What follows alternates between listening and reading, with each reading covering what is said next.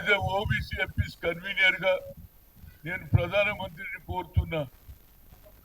ఇవాళ గతంలో నేను 3 సార్లు మిమ్మల్ని కలిశాము.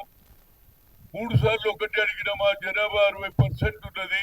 ఒక సెపరేట్ మినిస్ట్రీ ఇవ్వాలి, అదేవిధంగా సెపరేట్ బడ్జెట్ ఇవ్వాలి, అదేవిధంగా కులగన కూడా జరగాలంటే ఆ రోజు రాజ్నాథ్ సింగ్ గారు అన్నారు నేను 2008లో చేస్తాను, కానీ ఆయన చేయలే. కానీ ఇవాళ జనగణ జరుగుతున్నది.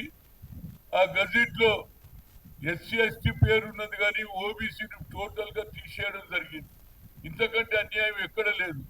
కానీ మొన్న జరిగినటువంటి నిన్న ఫలితాలు చూస్తుంటే ఉత్తర భారతంలో నీకు అవకాశం వచ్చింది, సర్ పెట్టావు. దానికంటే ముందు ఒక అమెండ్మెంట్ బిల్ పాస్ చేసుకున్నావు. అదేవిధంగా ఏది ఒక అమెండ్మెంట్ బిల్ తో పాటు 3 తలాక్ కూడా బిల్ పాస్ చేసుకున్నావు. దానికంటే ముందు 370 పాస్ చేసుకున్నావు, సర్వే చేసినావు.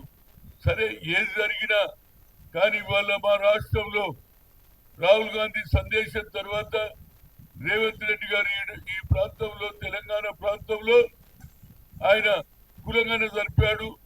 దాని సర్వే కూడా చేయించాడు. 150 కోట్లు పెట్టాడు. అసెంబ్లీలో కేబినెట్ లో నిర్ణయం అసెంబ్లీలో పాస్ చేసి అది ఆర్డినెన్స్ తీస్తే కోల్డ్ స్టోరేజ్ లో వేసినటువంటి గవర్నర్ ఆ తర్వాత మా ముఖ్యమంత్రి గారే వచ్చి ఢిల్లీలో ధర్నా కూడా చేశారు జంతర్ మంతర్ లో.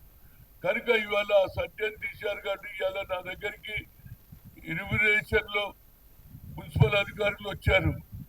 నాది మీరు చెప్పండి అంటే నేను చెప్పా, మాది న్యాయం జరిగే వరకు మా కులాన్ని మా బీసీలనే అనగదొక్కాలని ఆలోచన చేస్తున్నటువంటి ఏది నరేంద్ర మోడీ గారికి నేను ఉత్తరం రాశా. అయ్యా ఇప్పటికన్నా నీ ఆలోచన ఉన్నదా లేదా? ఎస్సీ ఎస్టీలకు పెట్టినాం కానీ ఓబీసీ అనే కాలం పెట్టలేదు కాబట్టి నేను ఇందులో పార్టిసిపేట్ చేయనని చెప్పాను. అదేవిధంగా నేను ఒకటే కోరిక, అది ప్రధానమంత్రి గారికి రాసిన, అమిత్ షాకు రాసిన. ఇక ఆఖరిలో ఆయన 8వ తేదీ వరకు దీని సంగతి నాకు తెలియకపోతే as a OBC MPs convener గా అన్ని కుల సంఘాలు, అన్ని బీసీ సంఘాలు మాకు అన్యాయం జరుగుతుందని పోరాడుతూ ఉన్నారు.